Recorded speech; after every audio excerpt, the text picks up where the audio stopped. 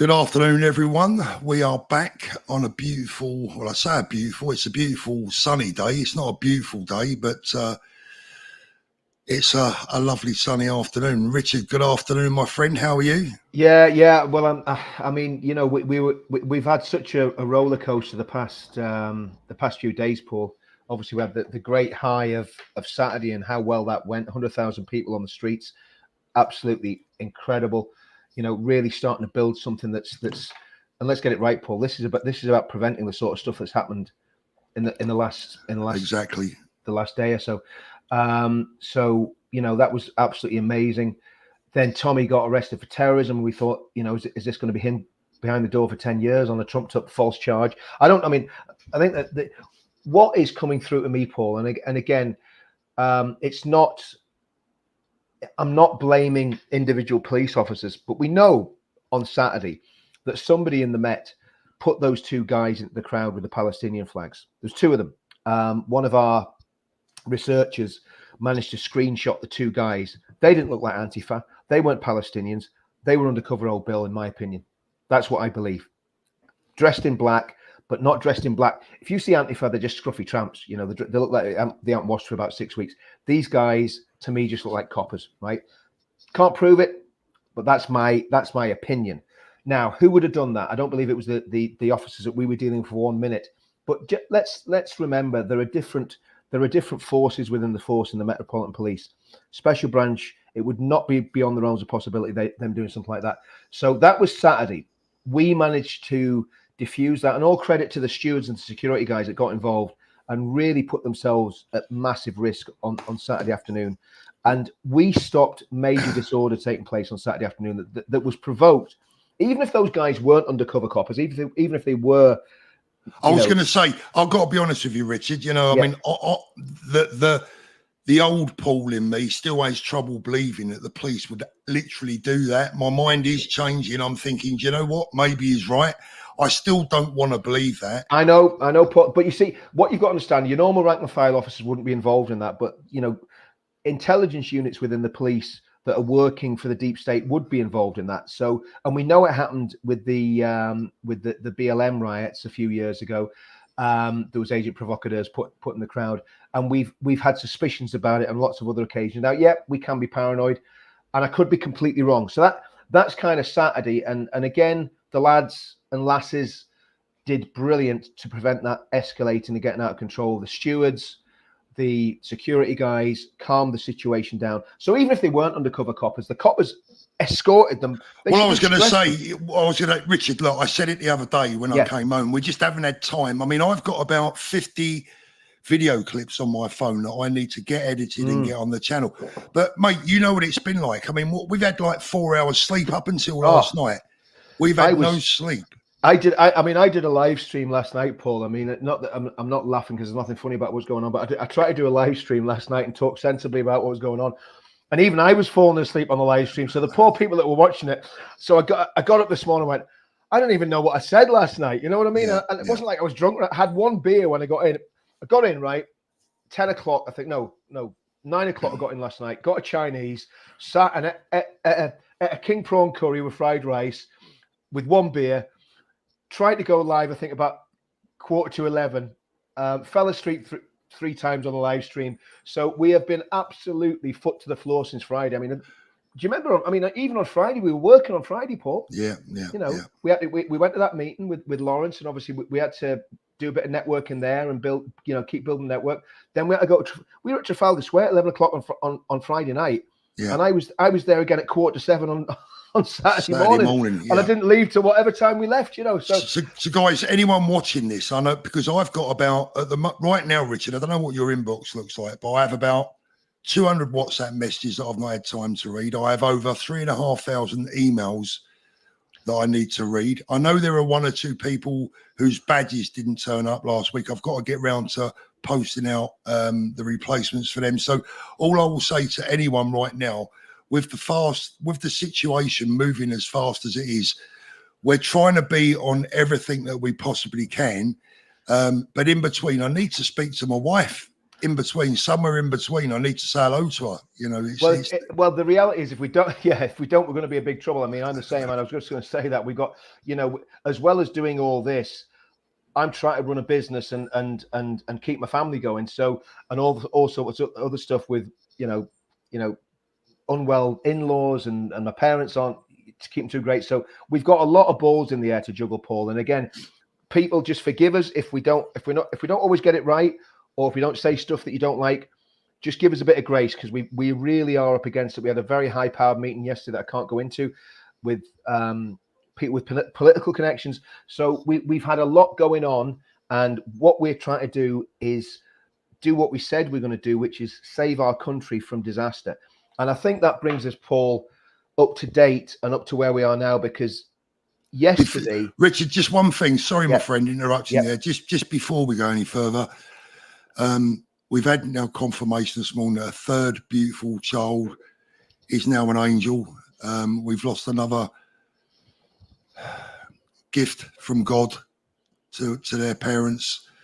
And, you know, our thoughts and prayers go to the families, the victims. And, you know, we just want to take a moment to remember that young, beautiful child that's passed away this morning.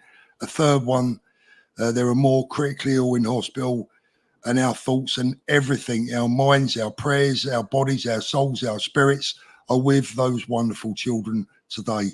Carry on, mate. Sorry about that. Yeah, I mean, you're talking about that, Paul. I was before we came on here, I went round to my daughter's house, and my little 9-year-old granddaughter was there. You know, cute as a button. You know, I gave her a hug, and when I got in the house and heard that, it just went through my mind. That little baby's granddad's not going to ever be able to do that again, because of what that savage has done. You know, that's little baby.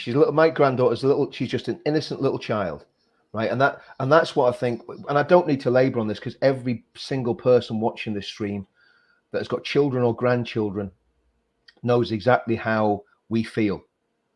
And it was, and it's always what happens is what happened with me with the Ariana Grande thing. 'Cause that's when I first got involved in this, after the Ariana Grande thing in May 2017. Little Safi Rose Russo, for some reasons, that wee girl, she looked like my niece.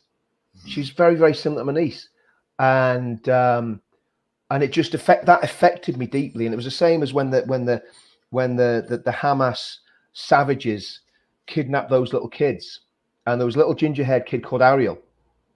And he was a double. I mean, the double of my grandson, you know, and that's how it becomes personal, because you think, how do those people cope with that?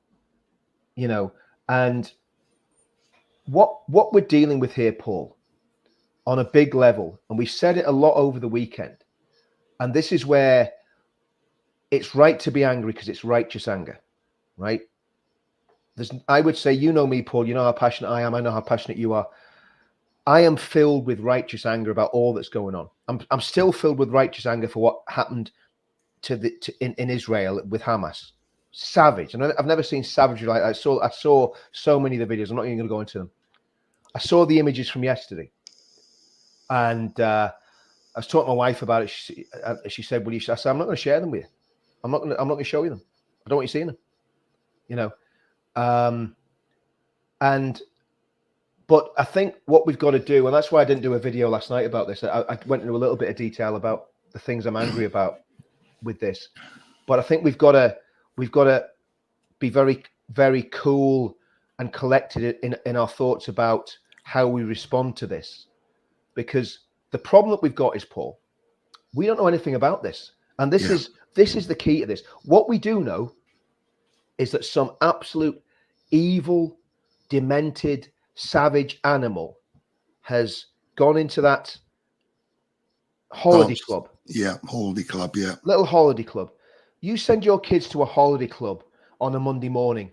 You don't expect them to be in a morgue on Monday night. Let's just be brutally honest. Yeah. You don't expect that. That's not what you're doing. You're not sending them there expecting them to be dead by Monday night. And there's millions of families up and down the country that have had the kids at holiday clubs. And so this isn't, this affects the families, the bereaved family, and we've got to think about those families before we think about us being angry and how we feel. Do you know what's more important than how we feel, Paul? It's how the families, how those little girls' granddads and grannies and mums and dads feel, and the brothers and sisters. You see, Richard, this is the important thing today, and me and you have a lot of conversations off air, and I think that this is important. We're in a no-win situation. Me and you doing this stream right now, we're in a little bit of a no-win situation because people are desperate for answers that we don't have. People are desperate for the truth that we don't have, and we'll get into that a little bit later because what you said earlier on is absolutely right. And I want you to repeat what you said to me in a private phone call this morning. So we don't have the answers. We don't have the facts. We don't have the truth. And I know people are angry. I know people want to start gathering. I know people want to do something. I know people want to react. But the trouble is right now, we don't quite know for sure, 100% for sure, what we're even reacting to. We know what happened, but we don't know the story behind it yet. Now, you said this morning, and I agree with you, that I don't believe the police don't know the story behind it. No, I don't believe it. Look, here's the thing, right? Whoever this monster is, and let's just, you know, again, I'm talking about legislation here now, and I believe that these attacks that are going on, and it's not like they're isolated. Last week, and here's the thing, Paul. Last week, it was an officer in the British Army, a man who'd given his life to service, was hacked to pieces in front of his wife. Now he's still like, we don't know how alive he is, because you can be alive but not alive, if you know what I mean. You can be so savagely damaged with brain damage or mutilated that you're almost half the man that you were before the attack, right? So that army officer was attacked by a guy that was of Nigerian descent. And this is where I don't like playing this game. And I'm very, very cautious about how I say these things, because I have a lot of friends who are Nigerian Christians and they wouldn't hurt a fly, right? I don't know what is getting into the minds of these people to do this. And this, I think we need, so this is what I think we need to think about, Paul, right? There's 3 or 4 possible options in motive with this man. So you just froze there for a second, Richard. Just repeat that last bit. Sorry. There's 3 or 4 possible motives for why this man has done what he's done. Okay. The first one is he is an Islamist terrorist, but we don't know that because it doesn't. I mean, he's from Rwanda. Rwanda is not a particularly Muslim country. Or his parents are from Rwanda, so we don't know whether he has been radicalized, whether he's become a Muslim, and whatever he's gone down that road. And let's be honest, Islamist terrorists are capable of the most appalling, heinous crimes, as we saw in Beslan in Russia, as we saw in the Ariana Grande concert bombing. So that's a possibility, but we don't know. The other possibility is there is, I mean, and these are all really difficult things to express and talk about without coming across as, say, implying that something's happened, because we don't know what's happened. What I'm trying to do is give hypotheticals here, Paul. The other thing is his family were from Rwanda. In the 1990s, I think it was 1993, I can't remember exactly, but it was the early 90s. Tutsis and Hutus went at each other in Rwanda. 1 million people were killed in weeks. It was called the Rwandan genocide. His parents are from Rwanda. That's what the media's put out. So is there something there? We don't know. Well, I'll tell you what. I mean, this has appeared now on the Daily Mail, Richard. Let me just read this, and we're safe to report this. Now we know for sure that we cannot trust the media. Absolutely. But we have to take this information on face value as probably being correct. Yep. And the headline is: teenager 17 arrested over Southport stabbings, lived nearby in the village with his, in commas, nice family who have moved to the UK from Rwanda. The teenager held over the Southport stabbings was an introvert who lived in a nearby village with his inverted commas nice family who have moved to the UK from Rwanda. The boy, 17, was born in Cardiff after his family moved from the African nation, then moved to north to Merseyside about 10 years ago. He remains in custody, accused of murder and attempted murder, is being questioned following the incident. Now, we have to talk facts. Yes. This is vital because, Richard, we cannot have any credibility whatsoever if we lie, if we exaggerate, if we cause trouble, if we hide the truth. We are no better than the mainstream media. Exactly. And the other thing is this, Paul, right? And let me give the final option. So these are really the three options, okay? That he's an Islamist. That's the first option. That he's mentally deranged or just evil. And again, he's from a Rwandan background. Has that any bearing on it? Who knows? That's just pure speculation, right? And then the final option is that he is a kid who has smoked so much skunk that his brain has melted and he's become a complete schizophrenic and is hearing voices. Now, to be honest with you, they're the three most likely issues. It's Islamist, he's a complete nutcase, or he's a nutcase because of drugs, right?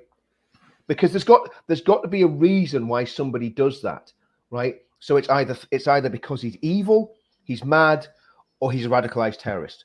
And I think that's a pretty good summation of what the possible and I think we've got to talk about that, because obviously a lot of people are saying it's this, a lot of people are saying that. At the minute, we don't know, and this is where I believe we are being gaslit by the government.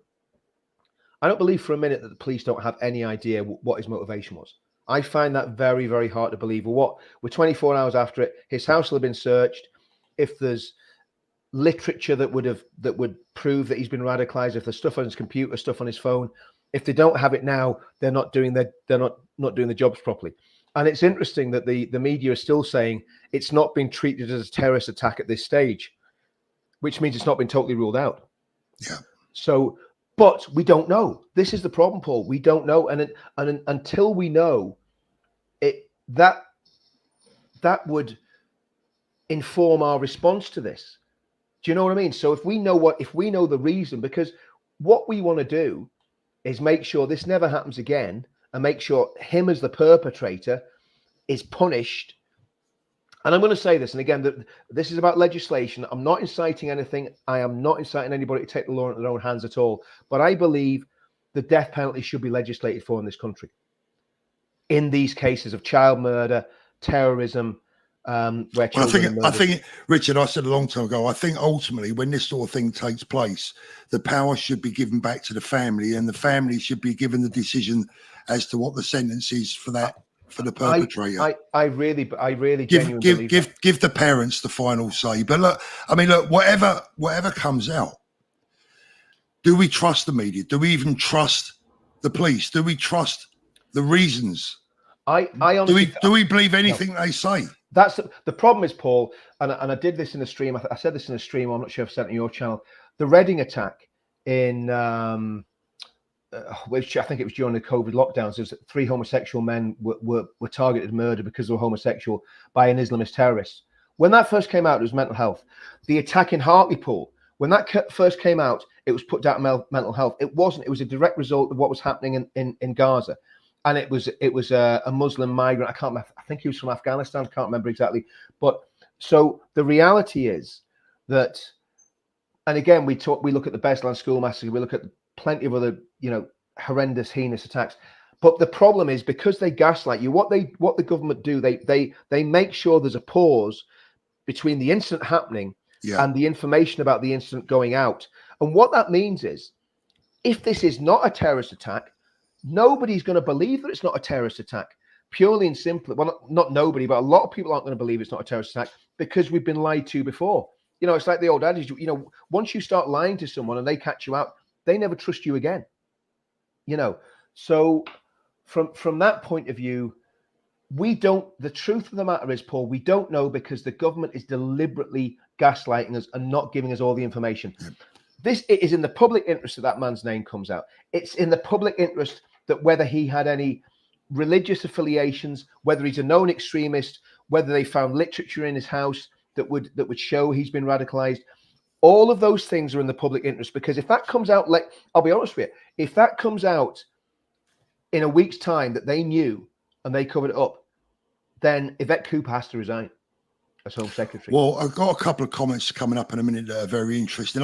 Richard, I was telling you a story on Friday, I think it was, or Saturday, about when I used to work for Fulham Football Club. And I know it's a strange analogy, but it is an analogy that I often like to use. Yeah. I used to be up, when I was working at Fulham, I used to hear things before the supporters were told officially. And the supporters used to say to me, "Oh, come on, Paul, you must know. Tell us, you've got to know."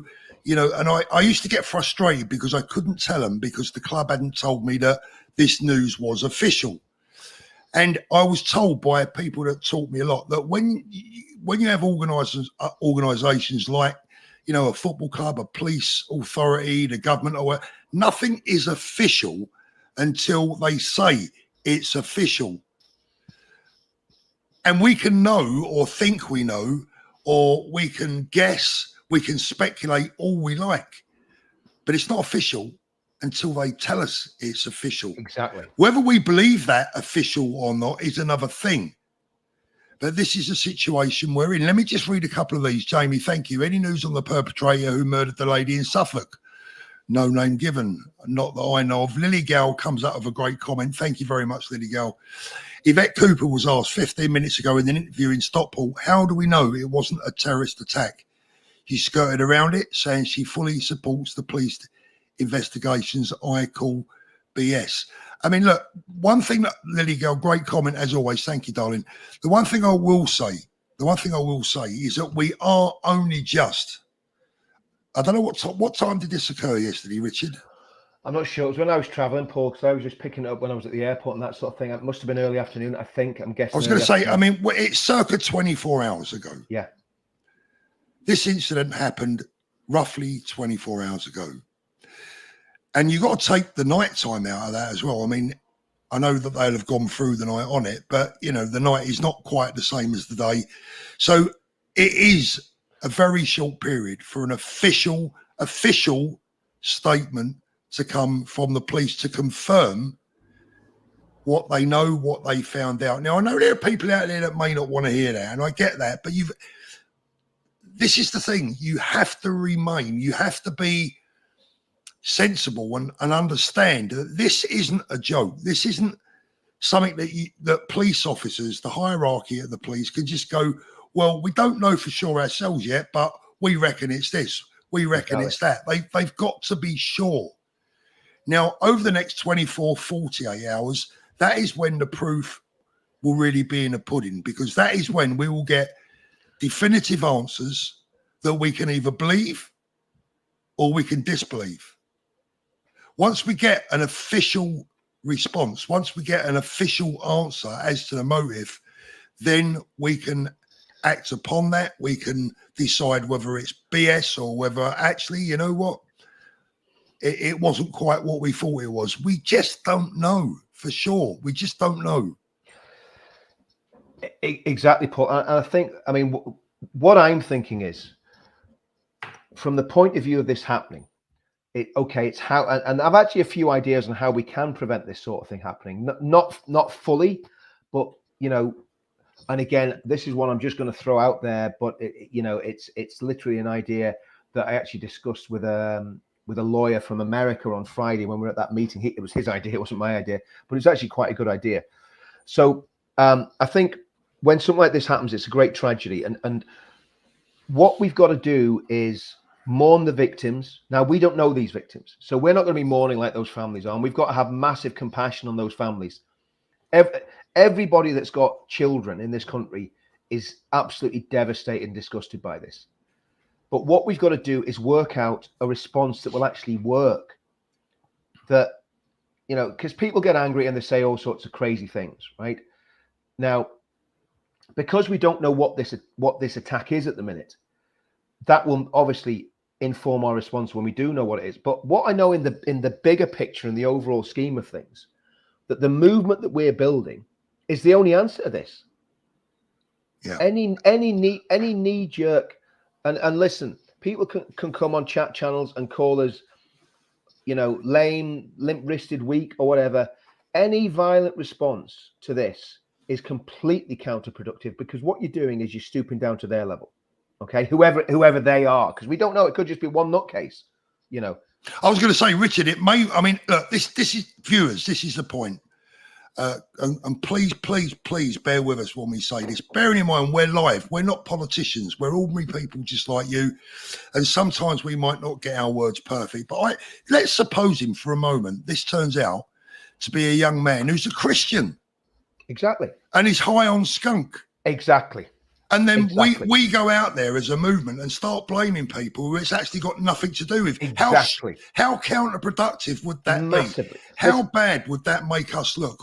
So what we're saying is, let's wait and find out before we start blaming people. Let's find out. There's an old saying, and it's a very true saying, and if I'd have employed it a lot more in my life, I would have probably done a lot better than I've done. But it's act in haste, repent at your leisure.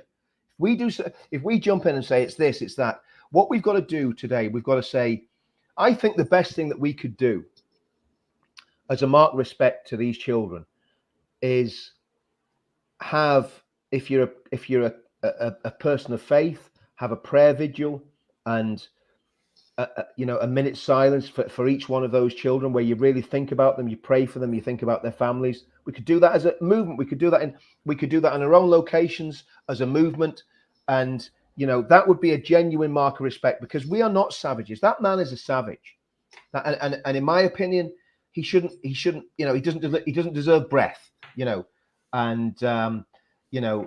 Just an evil, disgusting individual, vile. Right. So I don't want to think about him. I want to think about those little girls and boys. I don't know if it's just all girls or boys. I'm just, but whoever's been murdered, it's girls. They're all girls, weren't they? Whoever's been murdered, and the teachers that came to their, and the teachers. Yeah. And I want to think about that. And there was a picture of a lovely girl who was obviously one of the young teachers, dark-haired girl. She put herself in harm's way. There's a businessman put himself in harm's way and got stabbed. So I want to think about those heroes, not about the savage that's done this. And what you got to try and understand is, what we're trying to do is build a movement that will prevent this happening again, that will make our society safe, cohesive, and a good place to live. And that can only be, and I think the only force in this country that will be able to do that is our movement. The people that were there on Saturday, and I'm not movement, yeah, the people's movement. And let me give you an idea that and again, I'm putting this out there. There's nothing, there's nothing. I haven't discussed this much with the other guys. I put it in one of the groups. But if we have a mass movement with 7 million people in it, we could actually have beefed up neighborhood watch situations where people can actually. And again, it would have to be done legally. It would all have to be legitimate and above board. We're not talking about vigilantism, but we could have beefed up neighborhood watch teams of volunteers, and I would certainly do it in my local area, that go round. They maybe do one evening a week each, and they go around their local area, interacting with young people, talking to young people who are maybe getting involved in gangs and this, that, and the other, and de-escalating violence. And that would need buy-in from every single community in this country, and that's just one idea. That's just one idea. If we get to a situation where we have built this movement that is, a multi-race, multi-faith movement that loves the UK, and I keep going back to this, Paul. You're the man for the one-liners. The men and women with the red, white, and blue hearts that love the country, right? And it's just an idea. And it's something that could prevent, it wouldn't prevent this nutcase doing what he's done, but it could prevent other crime. And it would mean there'd be eyes and ears on bad people that are trying to do bad things, So I mean, that's just one idea of what we could do with the movement. I mean, there's loads of other stuff that we could do as well. So what we've got to do when something really bad happens, you've got to try and make I mean, you can never take the pain of what's happened to those little girls away, but to make it bearable if something good comes out of it, in terms of better security for families, better security for these, de-radicalizing young kids, getting kids out of gangs and out of criminality. That's the sort of country I want to see built. And you know what, Richard? Like when I started this, one of my aims,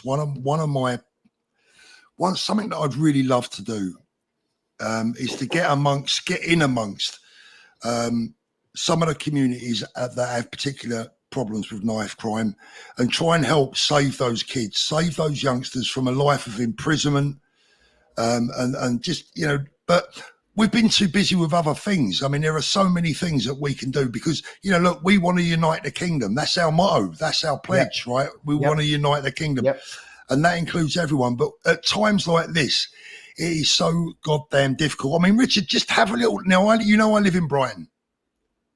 Have a look at this that took place in Brighton just a few days ago. Just look at this. Can you even believe what you're going to see? Watch this.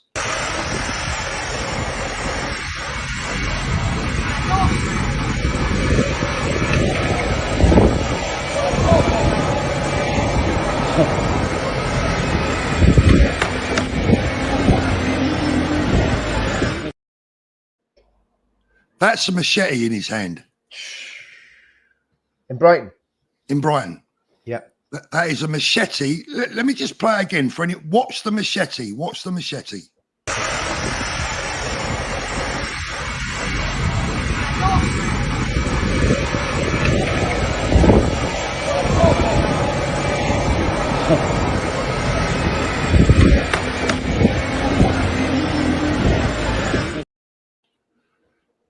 It's out of control, Richard. Yeah, absolutely. It's out of control. And, and that's a white lad, right? So we got to recognize this. We can have no credibility if we just pick on one community. So we have to highlight everything. We have to highlight all the wrongs that are going on in this country and the complete failure of government to deal with any of it. Let's be honest, Paul, me and you talked about this earlier, and we didn't go into it in depth, but I think drugs is a massive problem in this country. Yeah, our movement hardly ever talks about it, right? And I know, and look, I mean, this is going to be really controversial, but I know that a lot of white working class people, not just, in fact, actually white, brown, whatever color, love coke. We know that a lot of them love smoking weed. Now, for me, for me, that's not my thing. We've all maybe had a little puff of weed, when we were younger. It doesn't agree with me. I don't like it. It's not my thing, But and I'm not going to become a Puritan and tell people how to live their lives. But the reality is that if you're getting involved in that stuff, you're basically feeding the monster. Because if you're buying that sort of garbage, we know where it's coming from. We know who the main dealers of all that sort of stuff are, and that. Again, it's just a little thing, but would it be worth people going, maybe that's not the best way to live? Do you know what I mean? And I'm not. Listen, I like a drink. I like having a laugh. I'm not in any way being judgmental, but these are all things that we've got to think about what is causing our country to fall apart. And a lot of it's to do with criminality. A lot of it's to do with drugs and violence and all that sort of thing. So, if these gangs are chopping each other up all the time in London, they're not doing it because they're stealing bags of sweets off each other. It's drug related, it's gang related, it's crime related, and all of this stuff needs to be dealt with, and it needs to be dealt. I mean, look, if we're going to build a movement that is about winning back our country, we've got to start thinking about being a lot broader than the issues that we've maybe talked about before. There's a lot more issues going on than just mass immigration. Mass immigration is a massive problem, no doubt about it. Illegal immigration is an even bigger problem because we don't know who the people are that are coming into our country. But there's a lot of other issues that we need to look at and we need to think about as we grow as a movement. So, yeah, and especially, look, like I say, the problem is with this at the minute, we don't know what the motive is for this savage. I mean, he is a savage. He's an evil scumbag. Yeah, we can safely say that. We can say anybody that stabs little girls and kills them is an evil scumbag that doesn't deserve breath. We can say that. That's, there's nothing wrong with saying that. but again, it's trying to think through what we do, and we've just done a massive demo there. Do we do it? I don't know. I don't know what we do, and I don't think we can decide in response on what we do. I think we can have vigils. I think we can remember the people who've been killed, but until we know exactly what's happening, we can't have a proper response. If that makes sense. Well, it makes perfect sense, because we're trying to protect our people that's in the chat right now that are so angry. Yeah. But we have to know what they're being angry about. We know that, of course, we all know what we're being angry about. We're being angry about the loss of beautiful angels, right? But what is behind the attack? That's what we have to find out. That's what we have to know before we can react to it properly. Andrew, thank you. Rest in peace, little ones. Huge respect to you both, and Richard, in the sacrifices you make to keep this movement growing. Thank you. Well, it's our passion. Nothing stronger than a passion, right? I'm looking at some of the comments in there, guys, seriously, just some of the comments are very negative. And look, attacks on me and you, Paul. But I mean, I think I don't normally get bothered by that, but we're taking time to do this live stream, and there's a very good comment actually came in there. Who do we point our anger to? And at the minute, we don't know. That's the issue. We don't know who to point our anger to at the minute. And if anyone can tell us, be our guest. I mean, look, exactly. But I think people are confused right now, in the respect that they need to vent their anger, and so do I. So do you. I mean, I want to do a live stream where we can talk about the causes, the reasons, but we don't know. Can anyone in the chat right now? Tell me the religion of this young man involved? And the answer to that is no. No. Exactly. Nobody knows. Exactly. Nobody, so we bottom line. Nobody knows. Well, this is the problem. I'll be honest with you, Paul. I think that I would be very surprised if they don't know. I'd be very surprised. And they know, but they haven't told us. They haven't told. That's the point. And the point is, don't attack me and Paul for doing a live stream trying to say, look, we don't know, because we don't know. Attack the government who is gaslighting everybody. That's my problem. And I think we're all in that situation where we're just saying, we don't know what to do at the minute. All we can do, I think the best thing we can do is pray for those children that are in hospital and those teachers that are in hospital. Remember those little girls that have been savagely murdered, and just see what comes out next. Richard, can I just deal with this comment, because this really is kind of highlights our problem. Bar 2024 says the lad came on a boat from Syria in 2023. He's not from Cardiff. Now, where did that information come from? Because I haven't seen that. I don't know that to be sure. Now, Bar, imagine if me and Richard sat here and said that to be factual. Exactly. And it turns out that he was born in Cardiff. He speaks perfect English. He's lived there all of his life. And we've gone online and said, oh, this is a guy from Syria in 2020. Imagine how stupid we would look. Imagine the credibility that we would lose. And you know what? If we did that, I wouldn't blame the police for coming to us and saying, what do you think you're doing? Exactly. I mean, any speculation is not helpful until we know what we know. And if someone in the police wants to get in touch and tell us exactly what happens, feel free, because we'd love to know. But that's not happening, and I think that's why people are frustrated, because we know we've been gaslit, but we don't know why. And there's another one saying he's on the MI5 watch list. Well, there's no evidence in the public domain that he was. If the security service or the government say he was, then and this is where it's very frustrating, because I don't trust the government. We've seen what they've done. We've seen what they've done to Tommy and a lot of people in our movement. So I have zero trust in the deep state. I think they're very sinister and very dark. But here's the thing, Richard, that's what we've got to deal with. Richard, here's the thing. Now, yesterday, very early on, we saw messages coming through that he was on the terror watch list. Yep. Now, where did that come from? Because I have not found that anywhere officially. Yep. And if he was, it would be somewhere officially to find it officially, but it's not, because it's not out there officially. That may well turn out to be untrue. And the audience watching right now must understand, if they don't understand, Richard, then they're not a good audience for us. They must understand that we cannot put out hearsay, lies, things that aren't true, speculation. We are not your ordinary Joe that's in the chat that can just put in what we like and we're not accountable for our words.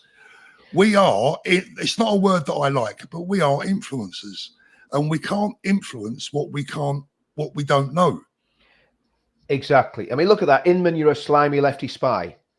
I mean, what you know, what do you do with that? I mean, what do you do? You know. Oh dear. But that, I mean, that's the sort. I've given my life to this for the past 7 years, and some scumbag comes on the chat and calls me a lefty spy. I mean, okay, hey ho. But yeah, I mean, the reality is, it's. Well, sorry, Richard. Sorry, mate. I'm sorry, but there is another option, boys and girls. If you want, if this would make you happier, me and Richard could go online, stir up hatred, stir up a load of lies, and become the left, because that's what the left do. Exactly. That's what the left do. We are not from the left. We are from the right. We are from the peace-loving community that want to get it right, not wrong. And we don't attack people. We don't attack communities because we may have an opportunity. If we are going to attack a community or highlight an issue of a community, it will be on the back of the truth, not of a lie. Because that's what the left do. That's what they do to Tommy. They lie about him, and we hate them for lying about him. We're not going to turn into the people that we fight against, that we detest. Exactly. And I mean, here's the thing. If I was living in Southport, would I be on the streets tonight doing a protest? Absolutely. Yeah, absolutely. I would, to be honest. Yeah, absolutely. But even, whether we know what the motive is or not, I would be out saying this needs to stop. We can't have this ever happening again. And if there's nothing wrong with that, going to legal protests. And if you lived in Southport and you didn't do a protest, there'd be something wrong. I'm going to meet with some people from my town tomorrow night, decide on what sort of response we can have to this. Again, a lot of it depends on what the actual nature of the attack was. But if it turned out to be an Islamist attack, or if it was, someone who just come off a boat, that would certainly change the way that we would organize a protest, because it does have an impact on what we're going to do. And who knows? We don't know, because the government are actually managing the information. We can't say anything until the government has actually started being honest. And that's all there is to it, because we don't know. We just literally don't know. Yeah. I don't know. Well, Paul, just to highlight our difficulty to the audience, I've been scrolling through the messages. Apparently, if we believe what we're told in the messages alone, he's Syrian, he's Rwandan, he was born in Cardiff. There's 3 options for us. So even the audience can't agree. So they need to respect, and I'm sure that the vast, vast, vast majority of them do. They need to understand that we have to be responsible. Otherwise, we're just as bad as the other side. And I will always remain responsible. Let's wait and see.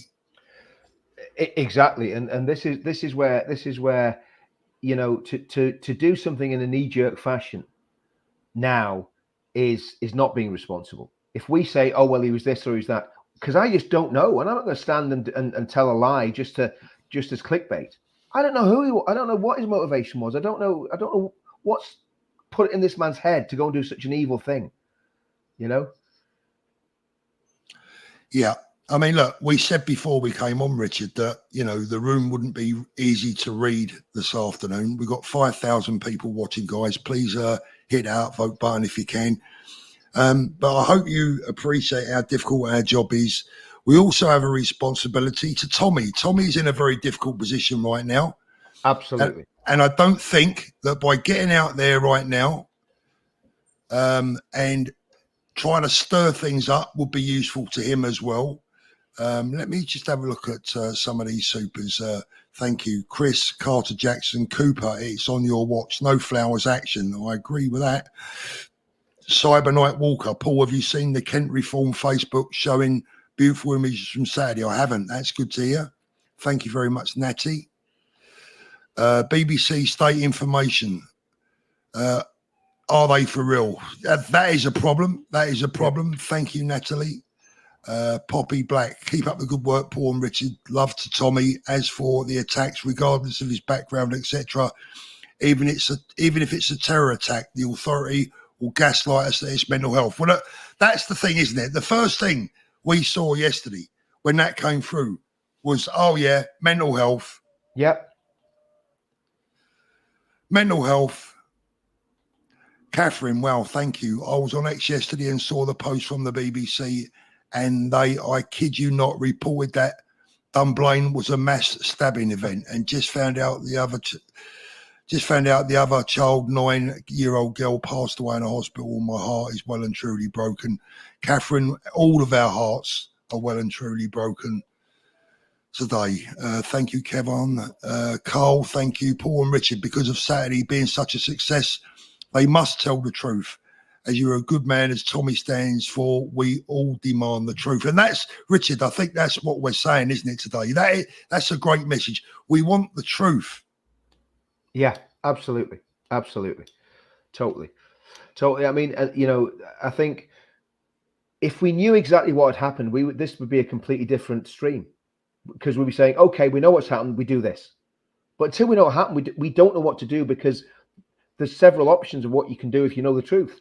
And then it's working out, once you know the truth, what you want to do. And I'm not talking about doing anything illegal or violent. I'm just talking about different responses, political, social, and obviously media responses, because, Richard, last night, I'm thinking to myself, we need to mobilise 100,000 people to go and demand the end to this and to protest against Islamic extremism. And then I thought to myself, what happens if we go out there and we find out the bloke was a Christian, or a Christian, or how stupid would we look? That is the problem, Paul, because until we know, if we knew what the motivation was, then we can target that issue. I mean, let's be honest, Paul. If he has fried his brain with skunk and he's a schizophrenic, well, then that's a different issue that we need to look at, isn't it? I mean, if it's an Islamist problem, yes, then we talk about Islamism and we protest against that. If it's a drug problem, then I think there needs to be a discussion about drugs. Absolutely. I think it's just as simple as that. So, absolutely. We just don't know, and that's the problem. And I mean, we could go around in circles with this. I mean, there's a lot of stuff coming in the I mean, I think we just got to really, really. Let me get this. Lily Gal, thank you, honey. We have lost the sense of community. Getting together with your neighbours, more eyes, ears, and info builds safety in numbers, and invest in one another. Call out problems or people in your own areas. Great message again. Great message again. Thank you very much. Chetin is a new member. Heather, thank you. No words. Rest in peace, babies. Rachel, can we arrange a silent march to Parliament? No frills, just a remembrance, coming together for our lost children. That's a great idea. And children of the future. Great idea. Great idea. I think that's something that we and again, guys, one of the issues is, depending on what sort of event we want to put on, it takes a long time to mobilize a lot of people and and there will be, Richard, there will be a response from our movement. There will 100%. Be a response from this, but it has 100%. To be the right response for the right reasons and not the wrong reasons. I mean, let's get it right, Paul. On Sunday, we had a response within 2 hours to Tommy being arrested. Now, what do you think? We had about a couple of hundred. More. I estimate between 3 and 5, because they were coming and going. That's there were, and there was a lot on the other side of the road as well, because of the police intimidation. So basically, we probably had, through the whole dam, about 300 to 400 people there, And An that hour's notice. That was organised in an hour's notice with probably just me and you on Twitter and YouTube, you know. So not just me and you, the other guys that were doing the socials were there as well. I think James Harvey did a lot for that, and Street Mike was there, which was great because obviously his stream was there about half an hour. But the point is, yes, we can do stuff, but again, I think the best thing we can do at the minute is have vigils. Or I think the idea of silent marches is superb, you know. And I know, again, like I say, people are angry, but who are you going to be angry with? Because we don't know who. We know this man's responsible, of course. But we don't know the reasons behind it yet. Punished, but we don't know what the motivation is. I think that's a really important thing. And do we? And the other question that will come in is that then once we know the motivation, do we believe it? Let's have a look. Chris Boniface, Paul, we should leave reform, no choice, and attach the movement to them. Can you imagine the images of the sea of reform flags on mainstream media? Reform could not long deny us.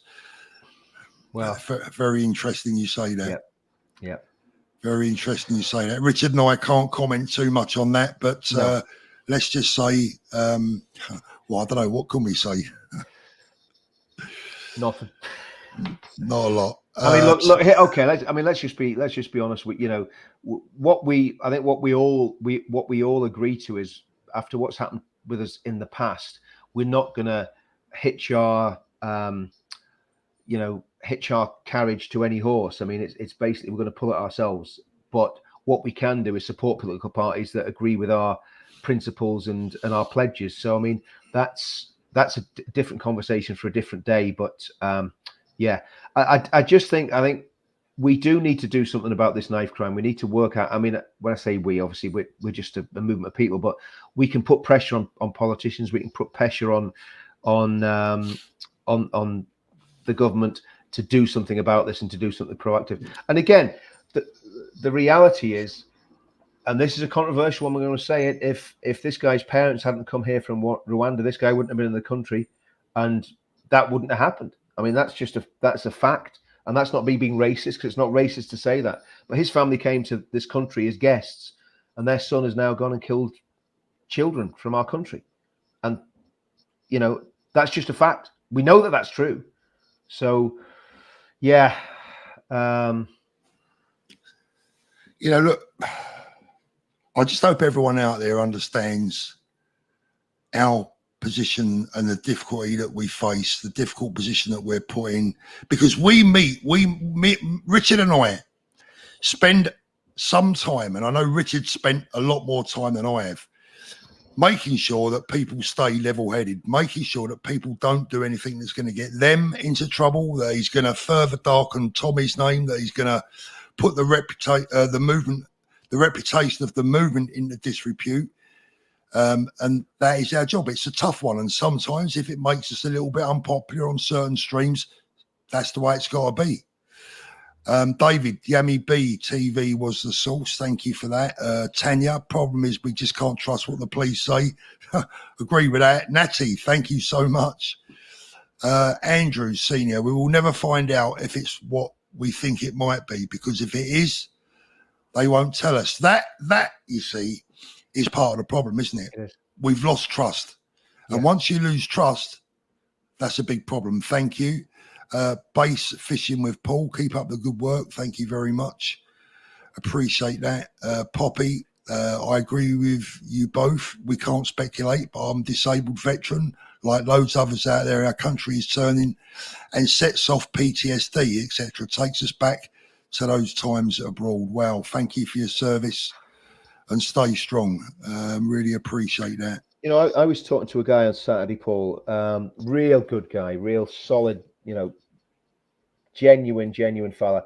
And he said to me, he says he's suffering from high blood pressure, and he's not stressed about his work. He's not stressed about his family, because he's worried about, and his daughter's 11 years old. And he said he's suffering from high blood pressure because he is so distressed about what's happening to this country. And he's a great guy, just a great guy, sort of fella you'd have standing with you any day of the week.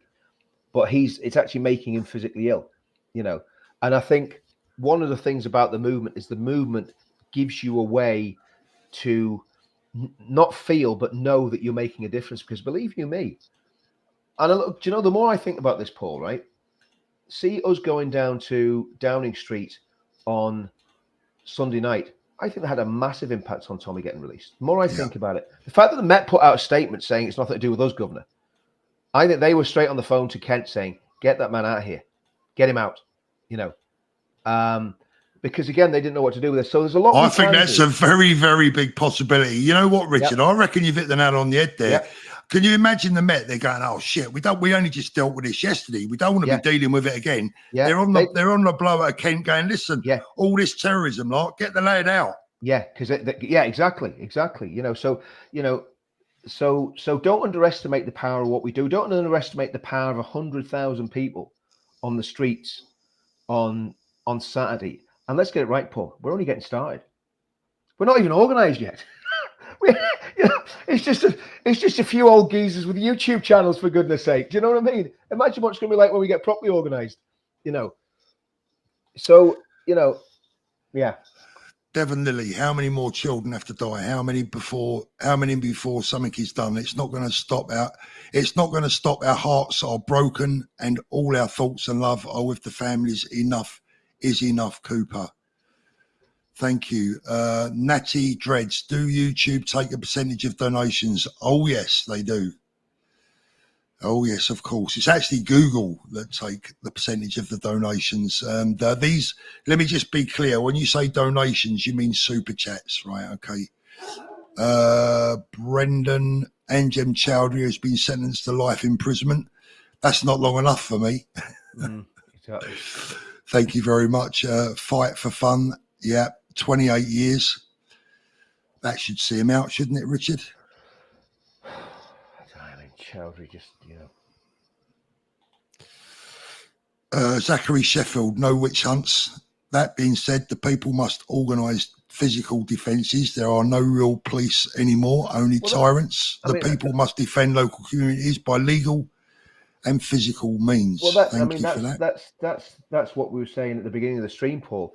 That I think as our numbers build and as we get organised as a community, we could then look at seeing how we could do something along those lines. Again, I know whenever I say something like that, one part of my brain's going, that's a great idea. The other part of my brain's going, Richard, you're going to be the one that has to flip and organise, and it's going to destroy another 5 years of your life. You know what I mean? Yeah. But I just feel that when we've got this many people, it's not just about politics.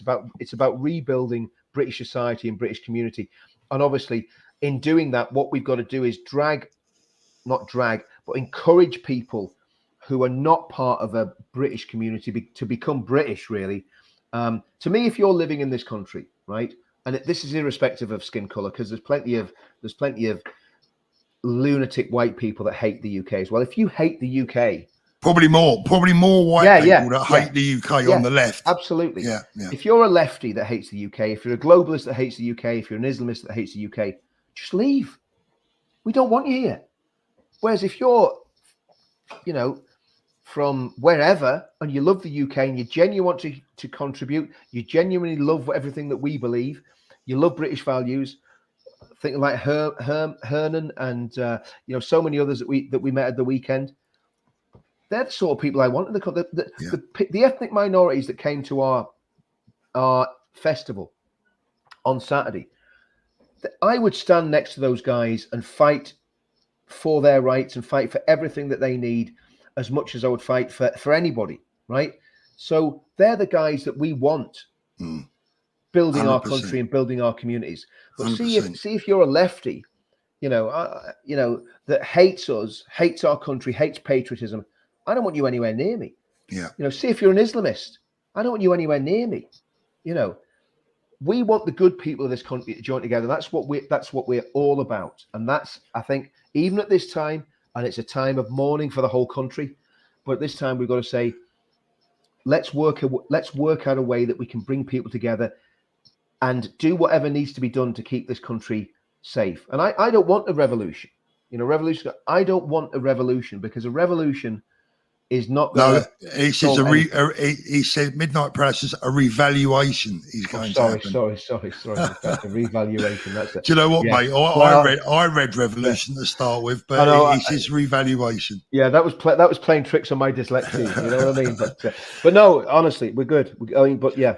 Des says people don't react irrationally. That's what they want you to do. Exactly. Listen to Paul and Richard. Exactly. Guys, let us know in the chat. Mate, we're putting ourselves in it here, Richard. Do you agree with Richard and I's message this afternoon? Put a Y for yes and an N for no. So Y for yes if you've agreed with what Richard and I have said today, or an N for no in the chat. Des, people don't. Yeah, I've read that one. M. Hammond, thank you. This is not a race. Patience and truth prevails. Julie is a new member. Thank you. Stephen, thank you. Matt Camelli, thank you. Patrick Times, left London on Saturday, feeling full of pride. Speedy 15, we are British and will not be silenced. Agree. Stone Island, gutted after a brilliant day on Saturday. If you're looking, when is enough? Sorry, mate, I was just reading out the chat. Go on. Yeah, if you're looking at those responses there, Paul, there's a couple of no's, but the vast majority of people are saying yes to what we're saying. They're agreeing with us. The vast majority, there's a few no's, but the vast majority are saying yes. Just look at that as you scroll down. So guys, thanks for that response. I mean, that's encouraging that we are on the right track. One said yes and no, so that's what you call sitting on the fence. But there you go. Well, look, guys, look, we love you all, right? Because you know that you're on our side, and you got to know that we're on your side. Yeah. But we have to be what we have to be, Richard. Otherwise, because if we're not here for you right now, if we lose the plot ourselves, then you'll lose us, and then what have we got left? Yeah. I think, I totally agree with that, Paul. And again, look, once we know what we know, then we can have a further discussion. Then we can have a further discussion. Paul, I've got a load of stuff to do, Paul. So yes, mate. We'll ready to close it down, and because we've been going an hour. Richard, I'll let you dive out. I'll finish off the supers, okay, mate. And we'll speak to you later, brother. No problem, mate. Take it easy. Take it easy, mate. Thank you. Bye-bye. Big thanks to Richard there. Let me just read through the rest of these supers here. We need to hold a nationwide candlelight lit vigil for these children. Police may never tell us the truth. I agree. Jamie, thank you. Thank you very much. Terry, keep your heads up, everyone. Stand proud. Our time will come. It will indeed. Mike Davis, we need to find out who groomed that into committing this horrific crime. We do, and that's what we're saying. I mean, he may not have been groomed. He may well have been groomed. Let's find out. And even if the police don't tell us the truth, there are other ways of finding out. LK, he called a taxi to that location. He knew where to go. This stinks of being planned attack regardless where he was born. This seems radical. That is the way it looks. Chronicles, Richard, just want to say you were incredible at Downing Street. Street might filmed your initial speeches. Some of those clips need to go viral. Richard's a top man, honestly. Thank you for these. Local marches, silence as well. No more supers, guys. Thank you very much. We're going to be closing up soon. If you haven't already hit the thumbs up, please do so. Graham, why is it that all the woke, defund the police, terrorist supported lefties go quiet at times like this? Their lunacy is destroying our country. Brilliant message. Where are all those today? Where are all those people? Where are they? Silent, as always. Unless it's to do with Palestine or Gaza or gay rights or whatever else they want to shout about. Veerman, need a petition to ensure this sinister monster gets capital punishment, cannot focus at work today in total anger and need answers. Boy, oh boy, I think we all feel the same. Bonnie, that's a brilliant idea. Don't take the kids back to school in September all over the country and stand outside until they listen. Book day off of work. Paul and Richard, great men. I will stand with you both any day of the week, just like Saturday thoughts and prayers with the families and those children. From Jamie. Thank you. Thank you so much. Wildlife UK live stream, silence documentary on my YouTube channel, over 160,000 views. Amazing. Sean, I was buzzing on both Saturday and Sunday. Sunday was most certainly a big factor in Tommy's release, without a doubt. It only took 2 hours to travel. Well done for getting there, mate. Home media server, forget Parliament, they won't listen. The silent candlelit gathering at Buckingham Palace. The King is the only one that could push the government who do nothing. Do you know what? That is a really, really, really good idea. Wow, what a good idea. Anna, thank you. K9, thank you so much. Right, guys, I've managed to get to the bottom of the supers. No more, please, guys. Thank you so much. Look, guys, we will be back. We'll be back with plenty more to say, as always. We really appreciate, honestly, I appreciate you so much being here for us this afternoon, because we need you as much as you need us. We need to get, I'm lucky, I get to get this crap off my chest with you guys. And it's important that we keep each other. So, you know, please bear with us, and thank you for understanding the difficulty of the stream today. The only other alternative was not to do one, and I think I know which option that you prefer. We're going to end this afternoon stream with just another final statement on our thoughts and prayers with those angels up in Southport, those beautiful children. God bless them. God bless their families. We'll see you soon. Thank you so much for joining us.